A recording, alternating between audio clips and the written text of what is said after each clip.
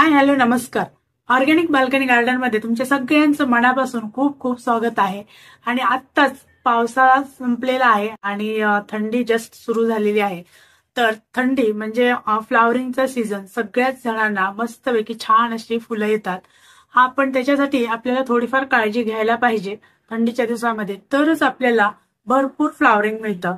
खूप पावसानंतर आता थोडंसं ऊन पडतंय तर झाडांना एक 5-6 तास तरी ऊन मिळालं पाहिजे. म्हणजे ऊन जर चांगलं मिळालं तर झाडं चांगली फुलं देतात किंवा जर फ्रुटिंगची झाडं असतील तर त्यांना चांगलं फ्रुटिंग सुद्धा येतं. हिवाळ्यात झाडांना खूप केमिकलची गरज नसते, केमिकल खतांची गरज नसते किंवा खताचीच कमी गरज असते. कारण थंडीमध्ये थोडीशी वाढ ही स्लो होते. पण अजिबात खत द्यायचं नाही असंही करून चालणार नाही, कारण त्यानंतर झाडांची ग्रोथ ही एकदमच थांबेल. थंडीमध्ये तुम्हाला पानांपेक्षा फुलं जास्त भरपूर अशी पाहिजे असतील आणि कमी केअरमध्ये जास्त फ्लॉवरिंग घ्यायचं असेल तर त्यासाठी आपण काय काळजी घेतली पाहिजे किंवा कोणती खतं घातली पाहिजेत हे आज आपण या व्हिडिओमध्ये बघणार आहोत. आणि हो, चॅनलवरती नवीन असाल तर प्लीज चॅनलला लाईक, शेअर आणि सबस्क्राईब करायला विसरायचं नाही आणि सपोर्ट करा. व्हिडिओ पूर्णपणे बघा म्हणजे व्हिडिओमधली संपूर्ण माहिती तुम्हाला समजेल. तर आजच्या आपण फ्लॉवरिंग प्लांट बद्दल बोलणार आहोत तर ते आहे जास्वंद. आणि तुम्हाला आता इथे माझ्या पाठीमागे दिसत असेल की जास्वंदाला बघा भरपूर असं म्हणजे पानं कमी आहेत पण त्याला एवढ्या कळ्या आलेल्या आहेत की भरपूर कळ्या आलेल्या आहेत. तर अशा कळ्या तुमच्याही झाडांना यायला हव्या असतील पण काय काळजी घेतली पाहिजे किंवा कोणती खतं घातली पाहिजेत हे आपण या व्हिडिओमध्ये आज बघणार आहोत.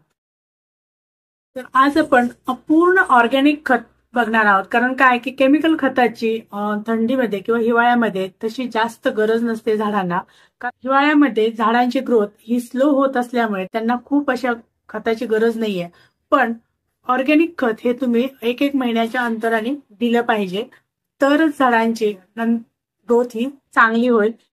जर आता आपण अजिबातच खत दिलं नाही त्याला तर त्यानंतर उन्हाळ्यामध्ये आपल्याला त्याच्यापासून फ्लॉवरिंग अजिबात मिळणार नाही.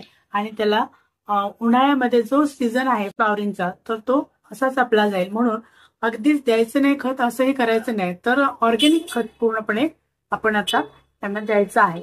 आणि ती ऑर्गॅनिक खतं कोणती द्यायची आहेत तर तेच आपण आज या व्हिडिओमध्ये बघणार आहोत.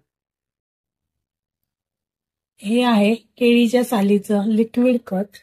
आता मी इथे घेतलेलं आहे बकेटमध्ये पाणी. त्यामध्ये मी पोटॅशियमसाठी केळीच्या सालीचं लिक्विड खत टाकणार आहे.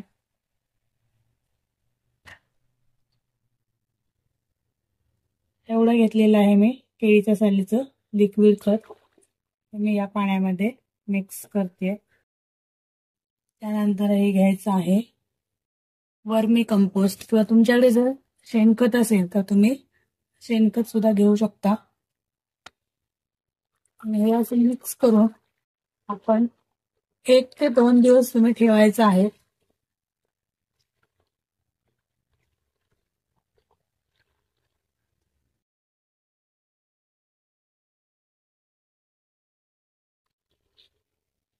आणि 2 दिवसानंतर मग हे खत द्यायचं आहे. आता हे ऑलरेडी मी आधी तयार केलेलं आहे त्यामुळे हे मी आता तुम्हाला कसं द्यायचं ते दाखवते. लिक्विड खत हे झाडांना जरा लवकर मिळतात आणि झाडांची ग्रोथ ही लगेच होते किंवा फास्ट होते.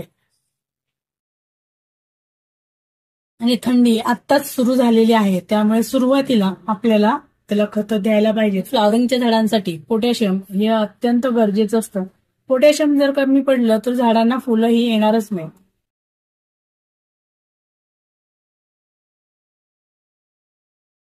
केळीच्या सालीचं लिक्विड खत आणि त्यामध्ये आपण मिक्स केलेला आहे वर्मी कंपोस्ट. तर या दोन्हींचा एक चहा सारखं असं तयार केलेलं आहे आपण मिश्रण आणि ते आपण याला द्यायचं आहे.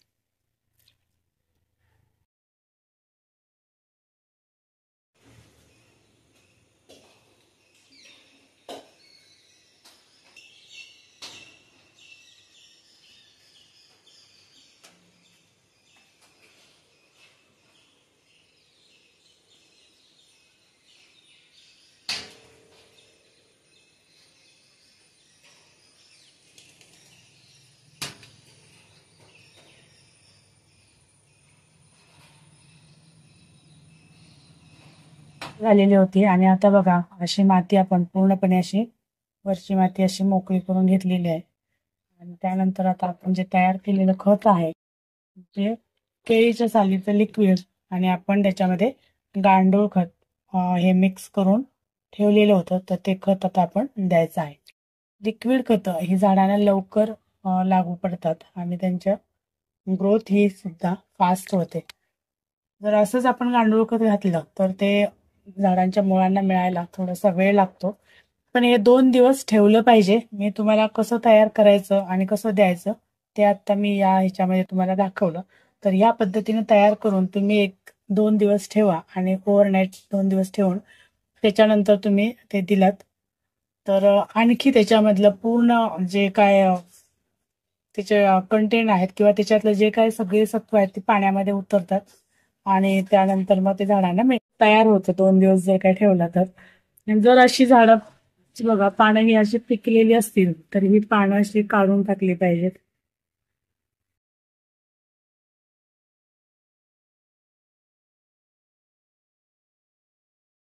नाही ते सगळे खराब पानं आहे ते काढून घ्यायचे आहेत.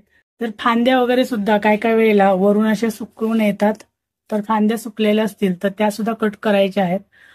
आणि फुलं येऊन गेलेल्या फांदीला जर काही फुलं पाठीमागे कळ्या नसतील तर त्या फांद्या सुद्धा कट करायच्या आहेत. पण ज्या फांदीला कळ्या आहेत पाठीमागे तर अशा फांद्या कट करायच्या नाही आहेत, कारण जर काही तशा कट केल्या तर तुम्हाला फुलं मिळणार नाहीत. ज्या फांद्यांना कळ्या नाही आहेत तर अशाच फांद्या फक्त कट करायच्या आहेत. तिला जवळजवळ 12 ते 15 कळ्या आहेत एवढ्या छोट्याशा झाडाला. हे तसं जास्त जुनं झाड नाहीये, 1च वर्ष झालेलं आहे याला लावून. याचा कलर सुद्धा खूप छान येतो बघा, असा कळीचा कलर. पुढे असं थोडस पिंक कलर आहे आणि पाठीमागे पांढरा कलर आहे. तर फुल सुद्धा तसंच दिसतं. आतल्या साईडला थोडस असं पिंकिश कलर आणि साईडला पांढरा कलर आहे. कुंडी मी खूपच छोटी तिला ठेवलेली होती. आता या कुंडीमध्ये शिफ्ट केल्यानंतर त्याची ग्रोथ चांगली झाली. ग्रोथ म्हणण्यापेक्षा त्याला फांद्यापेक्षा फुलं खूप आली आहेत म्हणजे. आणि ही जी आहे जास्वंद तर ही जरा जुनी आहे, 3-4 वर्ष झाली लावून आणि त्यामुळे ती आता छानच झालेली आहे. कारण 4 वर्षामध्ये ही आहे आपली शेवंती. शेवंती दुसरी सुद्धा खूप म्हणजे छान व्हायला लागली आहे. त्याच्यावरती मी आता सेपरेट व्हिडिओ करणार आहे. फक्त एका फांदीवरती आहे, त्याला फुलं बघा किती मस्त आलेली आहेत.